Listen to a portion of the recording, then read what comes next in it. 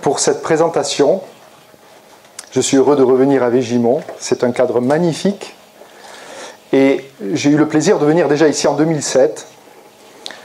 C'était au tout début, alors que je commençais petit à petit à rencontrer les différentes personnes qui étaient responsables.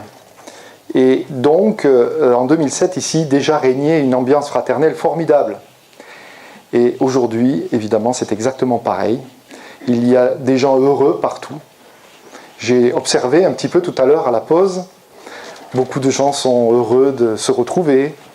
Comme l'avait si bien dit Jean-Paul lorsqu'il a envoyé ses invitations, ça permet à des gens qui ne se voient pas souvent de pouvoir se retrouver en un seul et même lieu.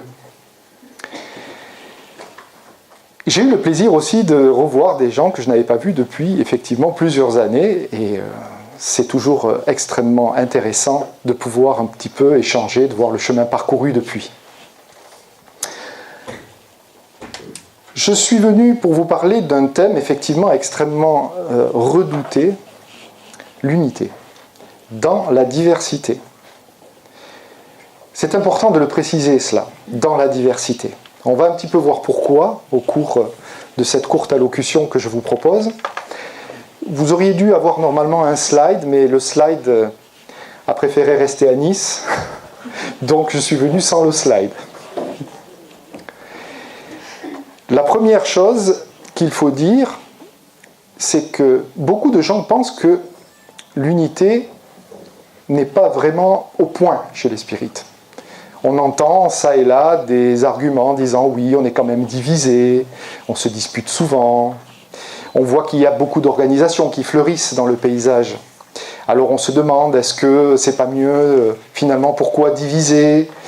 Alors c'est un réflexe qui est tout à fait naturel.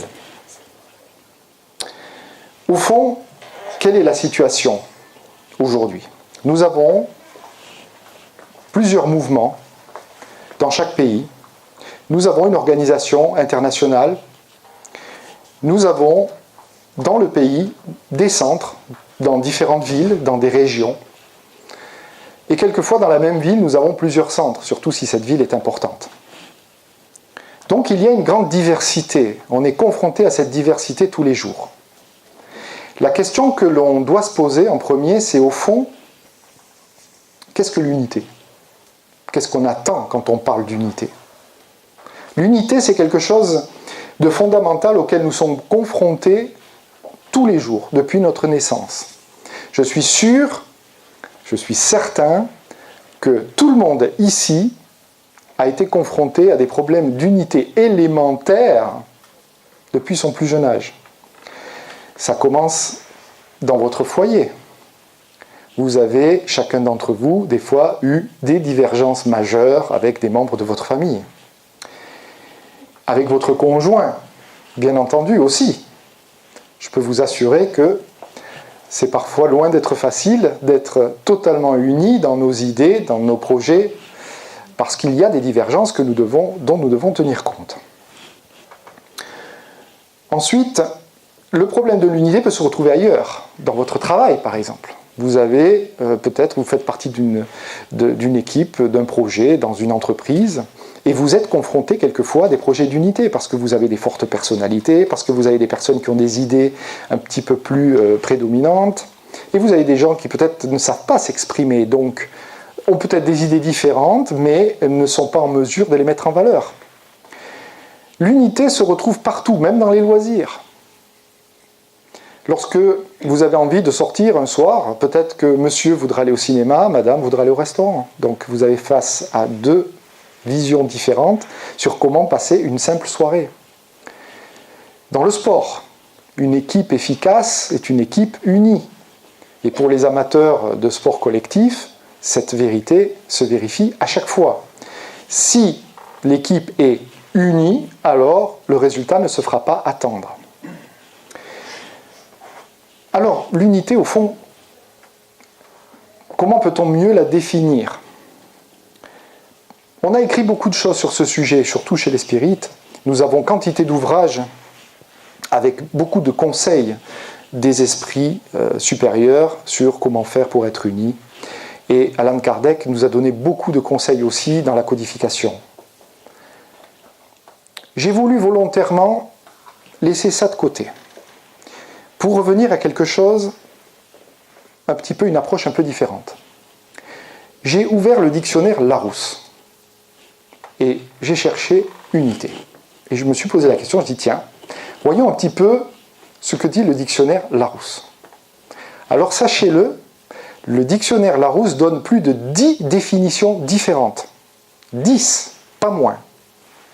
Alors bien sûr, ces définitions sont variables en fonction du contexte. Dans certains cas, on emploiera plutôt une définition, dans d'autres cas, ce sera plutôt telle autre définition. Mais il y en a deux qui ont retenu mon attention. La première, c'est harmonie d'ensemble, cohésion. Donc ça, je pense que c'est assez évident pour tout le monde. Harmonie d'ensemble, il n'y a rien qui dépasse. Il y a une espèce d'unicité. Et la deuxième définition, celle sur laquelle je voudrais que vous portiez votre attention, c'est caractère de ce qui est commun à plusieurs. Réfléchissons un instant à ce que cela signifie. Caractère de ce qui est commun. Contre toute attente, cette simple définition nous donne une clé fondamentale de la recherche de l'unité. Cette clé fondamentale, c'est la recherche de ce qui est commun. Pas de ce qui est différent, mais de ce qui est commun. Donc c'est un point de vue important que nous devons mettre en évidence. Si nous nous concentrons sur ce qui est commun, nous augmentons considérablement nos chances de trouver l'unité. Vous notez que je dis « nous augmentons considérablement nos chances ». Je ne dis pas que vous trouverez l'unité à coup sûr. Mais néanmoins, il s'agit d'une clé qui est déterminante pour la compréhension du processus qui mène à l'unité. Alors, malgré ce désir de mettre et de se concentrer sur les choses en commun, il y a quand même des difficultés qui surgissent. Et ces difficultés sont toujours les mêmes. Ce sont les différences qui apparaissent au travers de ce que nous avons en commun. Alors j'observe cette salle, et qu'est-ce que je vois? Je vois monsieur avec une veste d'une certaine couleur, je vois ici un pull d'une autre couleur, il y a un monsieur qui sourit, il y en a un autre qui nous regarde fixement, et pourtant, vous êtes tous là pour la même raison. Mais, indépendamment de cette raison, il y a des différences manifestes. Une personne ici préférera se vêtir d'une manière, ou peut-être s'exprimera même dans une langue différente de la mienne. Mais pourtant, elle est ici. Parce que nous sommes ici pour une cause commune, pour un motif identique. Donc, nous sommes bien unis au travers de quelque chose de commun. Les différences sont bien présentes. Tout dépend évidemment de l'importance que je veux leur donner. Si j'estime qu'elles sont négligeables, tout ira bien. Si par contre je leur accorde trop d'importance, là je risque d'avoir des problèmes.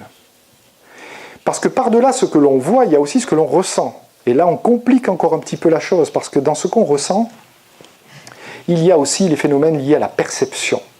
Parce que chacun d'entre vous avait un passé, vous avez une expérience. Il y a des choses qui vous titillent un peu, tandis que d'autres, peut-être, vous feront plaisir.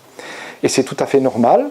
Il y a des gens qui peut-être seront un petit peu plus attentifs à des propos ou des écrits, et d'autres peut-être n'y verront que l'idée de fond, ça s'attachait nécessairement à la forme.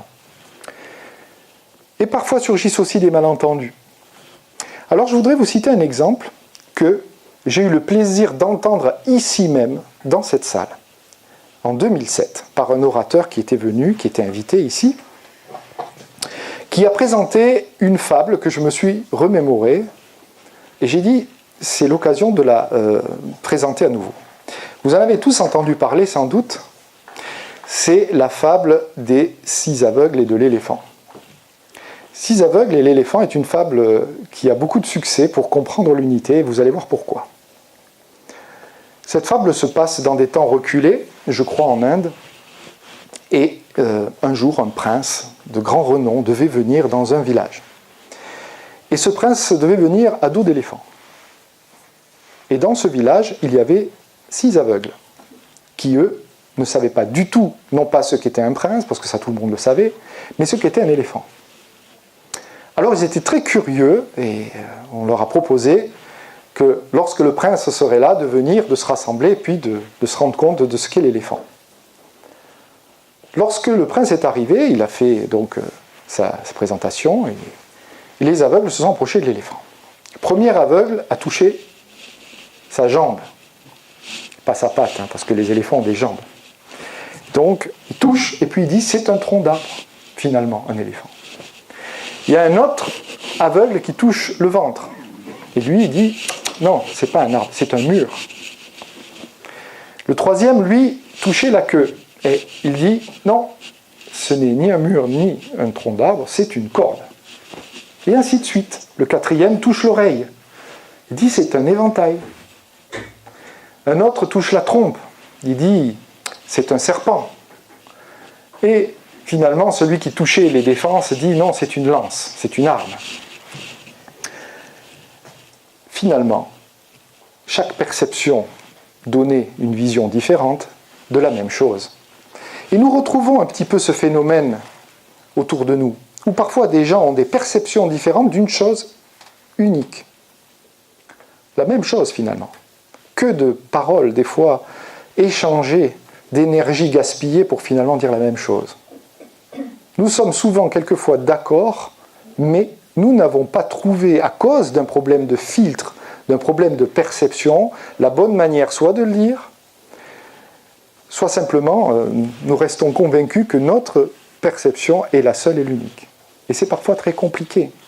Donc la morale de cette fable, c'est que la perception peut être un obstacle considérable, et il faut s'attacher quelquefois à ce qui est au fond, ce qui est derrière, et non pas nécessairement sur la forme.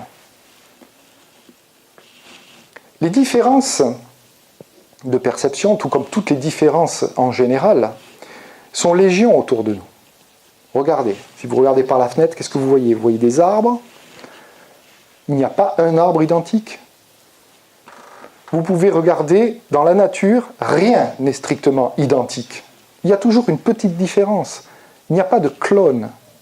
Tout ce qui est strictement identique a été inventé par les hommes, mais pas par la nature. C'est comme les caractères des personnes. Ici, nous avons tous des petites nuances, et certaines fois de très très grosses nuances. Nous sommes obligés de tenir compte de ce facteur. La différence, c'est la vie. Il n'y a pas d'autre façon de la voir. Elle nous est imposée pour un grand nombre de raisons. Tout dépend après comment nous allons les percevoir. Pourquoi alors, puisque nous parlons de points communs, nous parlons de différences, pourquoi est-ce que, malgré ces sages conseils qui nous ont été donnés tant de fois, pourquoi est-ce que nous arrivons parfois à ne pas être unis ? On peut se poser cette question maintenant. Tout simplement à cause du poids que l'on va accorder justement à ces différences. Si je me concentre sur la couleur rose uniquement de ce pull, au lieu de me concentrer sur la personne qui fait son discours, je vais passer à côté de quelque chose. Si je dis « je n'aime pas le rose », est-ce que pour autant je ne vais pas écouter ce que dira Jean-Paul ? Ça serait quand même un petit peu dommage, vous ne trouvez pas ? Et puis, cher ami, le bleu, c'est pas trop ça non plus. Alors, est-ce que pour autant, je serais passé à côté du message merveilleux sur l'évangile au foyer de ce matin ? Certainement pas. C'est une question de point de vue. Si j'accorde trop d'importance à un fait qui, au demeurant, est insignifiant, je risque de passer à côté de l'essentiel. Nous devons donc être très attentifs au poids que nous donnons aux différences. Mais plus encore, avons-nous bien regardé si nous avions d'autres points communs ? Parce que nous parlons, bien sûr, autour d'une cause commune, qui est chère à notre cœur, mais lorsque nous discutons avec les personnes, comme nous l'avons fait au cours de la pause, nous nous rendons compte peut-être que des personnes sont attirées par d'autres choses identiques aux nôtres. Nous aimons parler peut-être de cinéma, de littérature.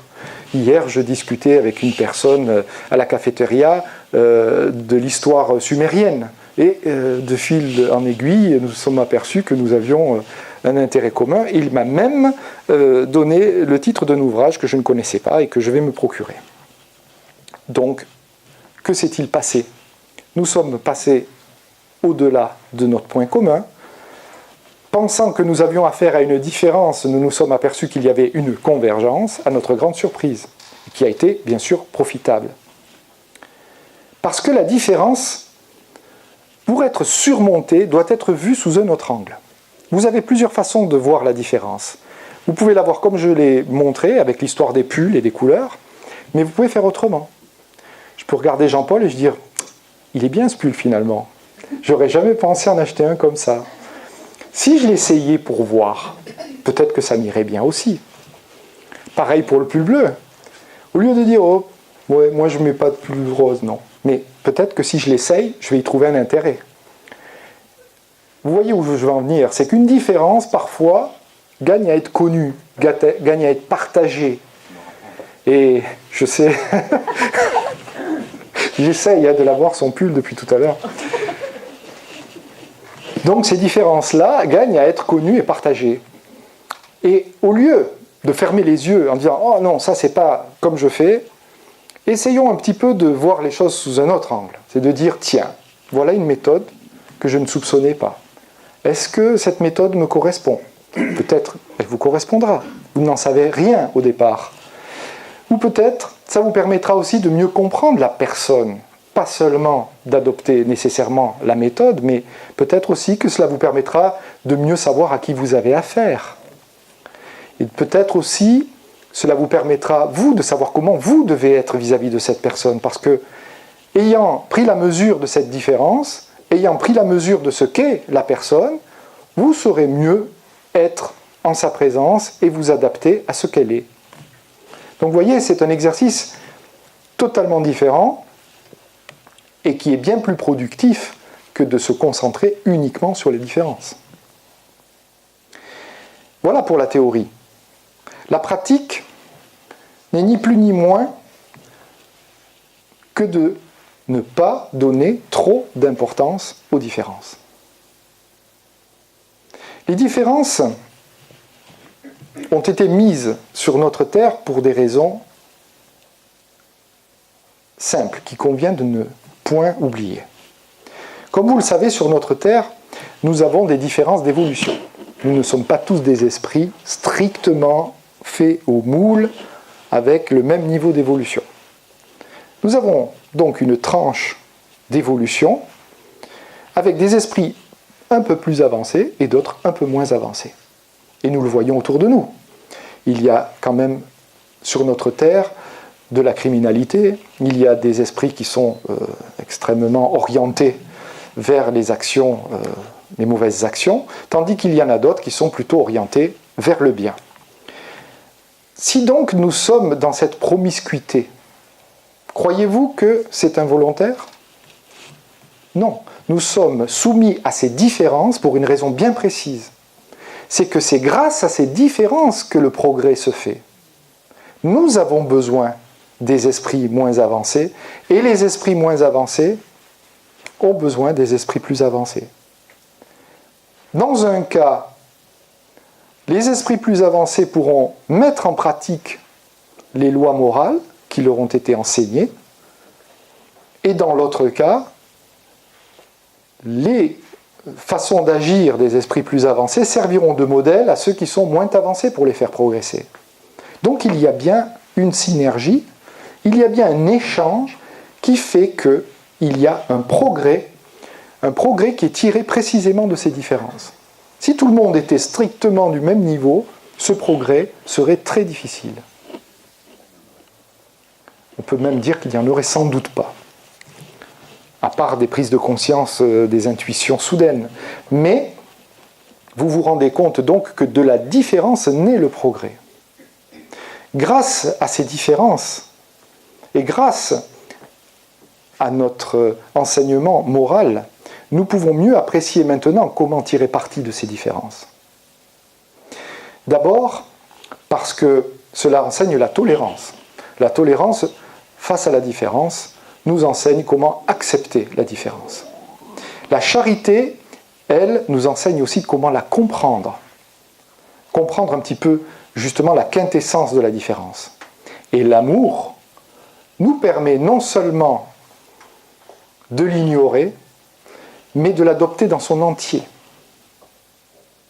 Donc, ces différences ont un impact considérable sur notre appréciation des valeurs morales. On peut même dire que surmonter les différences est véritablement la preuve que nous comprenons et que nous mettons en pratique ces valeurs morales. Alors revenons maintenant un petit peu à l'aspect lié au mouvement spirit en général.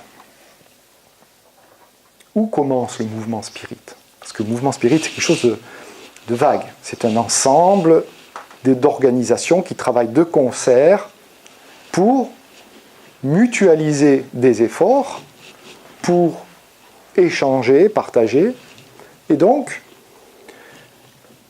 où commence-t-il ce mouvement? Le mouvement commence là, chez vous, dans votre cœur, à vous seul, uniquement. La brique essentielle, de base, c'est vous.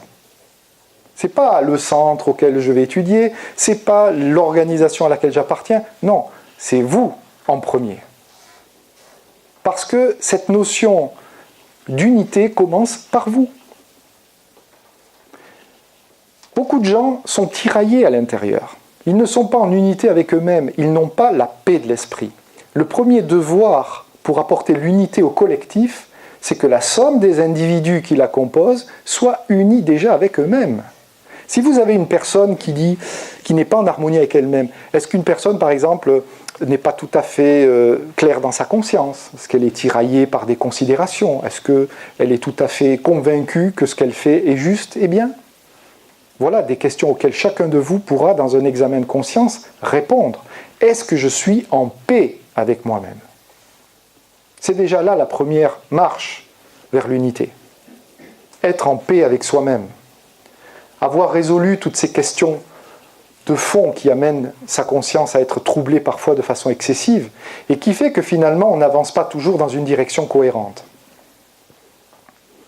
Passer la vision de l'individu, on peut parler maintenant du groupe. Et là, ça se complique singulièrement parce qu'avec le groupe, on a affaire à une situation très différente. Revenons à la genèse de la création du groupe. Tous ici font partie sans doute d'un groupe, ou en ont fait partie du moins. Et certains d'entre vous, sans doute, ont fait partie de l'initiative qui l'a créé. Est-ce qu'il y a des personnes ici qui ont créé un groupe dans la salle? 2, 3, bien. 4. Vous voyez, il n'y en a pas tant que ça. Donc la plupart, qu'est-ce que vous avez fait? Vous avez joint un groupe existant. On va en reparler dans un instant. Mais je voudrais que nous nous focalisions un instant sur ceux qui ont créé un groupe. Ceux qui ont créé un groupe, qu'ont-ils fait? Première étape, j'ai envie de créer un groupe.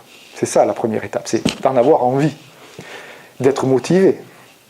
Deuxième étape, qu'est-ce que je vais faire avec ce groupe? On pose, on va dire déjà, une orientation. Je dis bien, je ne dis pas précisément que je vais faire ceci ou cela, mais une orientation générale. Après, on rassemble. Alors, on voit des personnes autour de nous, on leur manifeste notre désir de créer un groupe, on s'adresse à eux, et là commence l'aventure. Parce que tout le monde ne vient pas dans un groupe spirit pour les mêmes raisons, au départ. Soit vous avez la chance de puiser dans un vivier comme celui-ci, où vous avez des gens qui sont déjà bien orientés. C'est facile, tout le monde sait pourquoi nous sommes là. Donc, nous allons créer un groupe d'études de la codification. Nous avons affaire à des gens qui déjà sont orientés. Donc, la création du groupe va être très facile. Par contre, lorsque nous sommes dans, on va dire, une étape de divulgation, où nous avons affaire à des gens qui ne savent pas nécessairement trop ce qu'est le spiritisme, et que nous souhaitons démarrer un groupe d'études, parce que des gens nous sollicitent, j'aimerais étudier le spiritisme, comme disait tout à l'heure Jean-Paul, je veux faire du spiritisme, il faut corriger incidemment, sans décourager la personne, lui expliquer que ce n'est pas tout à fait ce qu'elle croit, etc., etc. Donc on va fédérer autour de quelque chose de commun, c'est l'étude de la codification spirite. Mais c'est quelque chose de très très vaste dans l'esprit des gens. Donc, le premier rôle de celui qui crée le groupe, c'est d'ancrer un point commun suffisamment fort pour qu'il survive dans le temps aux différences qui pourraient apparaître. Parce que ces différences, en général, croyez-moi, elles sont souvent très cachées au début. Au début, tout le monde est très enthousiaste, et on n'arrive pas à mettre en évidence vraiment les personnalités et ce qu'elles cachent comme motivation secrète. Parce que des gens viennent, se rapprochent des spirites, quelquefois pour des raisons totalement différentes de celles que vous pensez. Dans les groupes fraîchement créés, le problème de l'unité se retrouve très très vite. Parce que vous avez des gens qui viennent parce qu'ils sont motivés, certains viennent parce qu'ils ont vraiment envie d'étudier, il y en a qui viennent parce qu'ils sont intéressés par l'aspect médiumnique, donc ils attendent un message du grand-père ou de toute autre personne dont ils voudraient avoir des nouvelles. Il y a ceux qui viennent parce que leur conjoint vient, donc ils viennent. Il y a ceux même qui ne savent pas pourquoi ils viennent, mais ils viennent quand même, parce qu'ils ont la vague intuition que, sans doute, le moment venu, ils sauront pourquoi ils sont là. Ce n'est pas du tout péjoratif, hein, mais il y a des gens qui commencent à participer ou qui joignent un groupe sans savoir exactement trop pourquoi ni comment, mais ils le font. Donc vous voyez qu'il faut composer avec toutes ces différences. Et la personne qui a créé le groupe a ce devoir de canaliser autour d'un point commun et de dire nous avons des différences puisque vous venez pour telle raison, telle raison, telle raison, telle raison. Donc il ne faut pas les rejeter. Il faut essayer de les mutualiser. Il faut essayer de motiver ces personnes et de leur expliquer que avant le baccalauréat, il a fallu passer par la seconde, la première et la terminale, et qu'avant la seconde, il y a eu la troisième, la cinquième, etc. Et donc, on essaye justement d'éduquer pour niveler ces différences. Mais ça ne suffit pas toujours. Parce que quelquefois, il y a des gens qui ne suivent pas les suggestions que je vous ai proposées tout à l'heure et qui vont plus se focaliser sur les différences. Je vous cite l'expérience qui est la mienne. Lorsque j'ai créé le premier groupe à Nice, ça s'est passé exactement comme je viens de l'évoquer. J'avais des amis qui étaient tous plus ou moins intéressés par quelque chose que vaguement ils connaissaient. Je précise qu'à l'époque, je n'étais rapproché d'aucun mouvement, je n'avais aucun point de repère. Le seul point de repère que j'avais, c'était le livre des esprits. Et j'avais envie d'aller plus loin, je sentais l'envie de l'étudier. Mais jamais j'avais été contacté par ni à l'époque l'USFF ou quelque organisation que ce soit. J'étais totalement isolé. Et j'avais eu l'intention de créer donc ce groupe dans des circonstances où j'avais un attelage bien curieux, parce que j'avais des gens vraiment qui étaient venus pour des raisons très différentes et qui avaient des profils très différents. Il y avait des gens qui étaient là parce qu'ils voulaient étudier la philosophie, certes. Certains voulaient provoquer des matérialisations, il y en a qui étaient là pour la voyance, il y en a qui étaient là pour simplement parce que justement il y avait 3 ou 4 personnes qui étaient là avec qui ils étaient très liés et qui voulaient partager la même chose. Il y en avait une qui était venue pour nous faire tous convertir dans son mouvement à elle, finalement. Parce qu'il y a ça aussi, hein. Vous avez des gens qui viennent mais qui se disent, bon voilà, le moment venu, je donnerai cette petite pichenette pour qu'on bascule du côté obscur de la force. Il faut toujours être très vigilant quand on anime un groupe. Et donc, nous avons commencé autour d'un grand repas à discuter. Alors chacun prenait la parole et tout le monde disait ce qu'il attendait. Étape très délicate. Et alors, sur la pointe des pieds, il dit oui, attention, on n'est pas là pour ça. On est là plutôt pour ça. Et alors, bon, est-ce que la personne est réceptive? Oui, non. Et toutes ces personnes très différentes, certains sont partis, et il en est resté une poignée, 8. Et nous avons donc commencé 8 à 8 ce groupe. Et nous avions la chance d'avoir quelqu'un qui avait un peu d'expérience, qui avait été membre d'un des groupes que tu connais, Claudia, dont nous avons parlé, et qui nous apportait un peu de conseils et de soutien. Et cette personne, bien sûr, avait sa vision à elle. Et elle nous a donc proposé une vision. Mais au bout d'un an et demi, comme il y a commencé à y avoir des échanges médiumniques, comme je le disais, nous n'étions pas très expérimentés, on n'avait pas vraiment la mesure de ce que cela représentait. Il y a des gens qui venaient là, comme on venait au cinéma, au spectacle, quel esprit va venir ce soir, est-ce que je vais avoir des nouvelles de mon tonton, est-ce que je vais savoir si mon papa va mieux. Bien sûr, mais les gens, dans leur voiture, quand ils arrivaient, ils prenaient leur voiture pour arriver à la maison, ne pensaient précisément qu'à cela, à leur motivation. Eh bien, chers amis, ces différences ont été tellement accentuées et nous y avons accordé trop d'importance, à tel point que ce groupe a fini par éclater. Et que donc, il y a eu une première dispersion parce que nous n'avons pas été suffisamment vigilants sur la différence des attentes et que nous n'avons pas été suffisamment vigilants sur la façon de gérer la diversité. Ça aurait été très simple. Aujourd'hui, avec du recul, je me dis, mais comment est-ce possible de ne pas simplement avoir pensé à créer des groupes à thème? Parce que finalement, c'est simple. Pourquoi mettre toujours tout le monde dans une direction unique alors qu'il y a une telle richesse de thèmes? Nous pouvons faire tellement de choses différentes. C'est pourtant évident. Lorsque vous lisez les ouvrages de la codification et que vous voyez le nombre de possibilités que nous avons, encore aujourd'hui, regardez cette littérature. Nous avons des trésors qui font appel à de nombreuses considérations que nous pouvons étudier séparément, en ayant toujours pour toile de fond, bien sûr, le principe général de la codification, du progrès moral, parce qu'on ne peut pas se substituer à cela. On peut très bien se spécialiser dans un domaine, mais on ne peut jamais cesser d'étudier.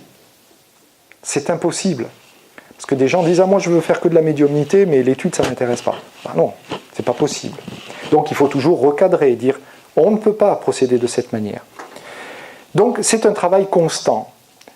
Gérer l'unité dans la diversité est un travail constant. Il n'y a pas de répit pour conserver l'unité. Il faut donc être toujours très vigilant quand on a des responsabilités. Au-dessus du groupe, il y a les mouvements. Alors, que font les mouvements? Les organisations nationales, comme l'Union Spirit belge, le Conseil Spirit français et bien d'autres dans le monde, fédèrent des groupes. Donc, un groupe fait quelque chose, un autre groupe fait la même chose, une organisation propose de dire, bon, voilà, moi je vous propose que vous rentriez dans mon organisation, et comme ça nous pourrons faire tout ça ensemble, nous pourrons partager. Et c'est ainsi que naissent les mouvements. Mais le problème, c'est que les mouvements sont sujets exactement au même problème que les groupes, et que les groupes sont sujets au même problème que les individus. Donc ce qui est vrai pour l'individu, ce qui est vrai pour le groupe, est vrai aussi pour l'organisation. De quelle manière? Eh bien tout simplement parce que si les groupes sont différents, parce que les gens sont différents, il risque d'y avoir l'évidence émergence de différences au sein du même mouvement. C'est là que, de la même manière, ces divergences doivent être gérées, doivent être comprises, doivent être analysées. Pour amener quoi? Pour amener exactement ce que je disais dans la première partie de cette allocution, le partage des différences. C'est là que nous nous rendons compte que ceux qui ont des responsabilités ont un rôle important à jouer dans le cadre du partage de ces différences. Parce que si au lieu de pointer du doigt telle activité de tel groupe, ah ça, bon, c'est pas tout à fait ça, ou tel autre, c'est pas tout à fait ça. Bien sûr que nous avons un point commun assez large quand même, et quand même assez visible, sur lequel il n'y a aucune ambiguïté. Mais chaque groupe a sa personnalité. Chaque individu qui le compose apporte sa touche, apporte sa sensibilité. Il faut les respecter. Non seulement nous devons les respecter, mais nous devons les utiliser, parce que peut-être que ce qui est utile à l'un sera utile aussi à l'autre, en justement les rapprochant, en leur permettant de communiquer. C'est cela, la gestion de la diversité au sein d'un seul et unique mouvement. Et c'est une responsabilité qui nous est dévolue. Dans le cadre de ces différences, nous avons un allié précieux. ne l'oubliez pas, l'unité n'est pas seulement l'affaire des hommes incarnés, mais nous avons des bons esprits qui sont à nos côtés et qui nous aident. Croyez-vous que nous soyons livrés à nous-mêmes? Franchement. Nous avons des groupes qui travaillent, qui reçoivent des messages. Ces messages aident au développement de chacun des groupes qui composent tous ces mouvements. Les messages reçus par l'un peuvent aussi aider au développement de l'autre. Les enseignements que nous avons reçus continuent bien sûr d'être étudiés, approfondis, mais chaque groupe apporte sa pierre à l'édifice. Et des groupes d'esprit dissèment cette connaissance progressivement aussi au travers des travaux de chacun des groupes. Et pas seulement ici en France ou en Belgique, mais partout dans le monde. Et souvenez-vous que c'est la convergence qui fait que l'on s'approche de la vérité. Parce que lorsque quelque chose est dit dans un groupe au travers d'un échange médiumnique, et la même chose est dite dans un autre groupe, puis un autre, puis un autre, puis un autre, puis un autre, au bout de quelques temps, on peut se dire quand même, bon, en mutualisant tout ça, on se rend compte qu'on s'approche de quelque chose. On se rend compte que le monde spirituel, tout doucement, nous donne des orientations, en tenant compte des spécificités des uns des autres. Personne aujourd'hui ne peut préjuger pourquoi tel groupe travaille comme ça. Bien, il y a sans doute une raison. Tel groupe travaille comme ça parce que ça correspond soit à, on va dire, la somme des attentes du collectif qu'ils composent, soit simplement parce qu'ils ont quelque chose de très précis à faire, un rôle précis à jouer. Et peut-être que dans notre aveuglement à vouloir mettre trop d'importance aux différences, eh bien, nous courons le risque de rejeter l'activité de tel ou tel groupe, alors que peut-être elle a un rôle important à jouer. Donc la morale ici, c'est d'être tolérant. Nous devons tous faire preuve de charité envers ce qui est différent. Et nous devons l'intégrer comme étant plutôt une force qui va nous aider à comprendre et à progresser. Bien entendu, je ne pourrais pas conclure cette allocution sans vous dire que, bien évidemment, il y a des déviances qui ne sont pas acceptables. Bien évidemment. Et que parfois, la différence devient un peu trop hors cadre. Quand je dis hors cadre, c'est qu'elle est manifestement éloignée considérablement du point commun que nous avons tous. Mais je pense qu'il n'est pas nécessaire de se focaliser sur cela, car on le ressentirait immédiatement. Songez à toutes ces micro-différences qui, parfois, sont mal perçues, alors que justement elles sont une force et qu'elles nous apportent le progrès moral. Alors, chers amis, aujourd'hui, dans l'amour, apprenons l'unité en cherchant nos points communs et surtout en partageant nos différences. Je vous remercie pour votre attention.